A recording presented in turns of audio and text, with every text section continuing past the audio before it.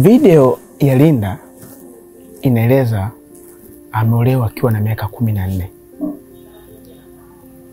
Na maelezo yako umesema ulimuoa akiwa na miaka 18. Naweza nikapata cheti cha ndoa? Nisikilize kwa makini kijana.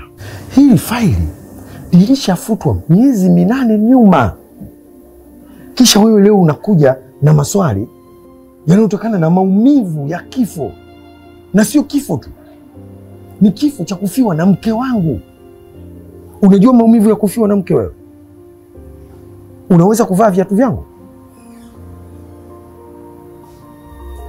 Inaonekana hii faili ni kubwa sana, tena hasa kwa mtu kama wewe unaonekana uko feli.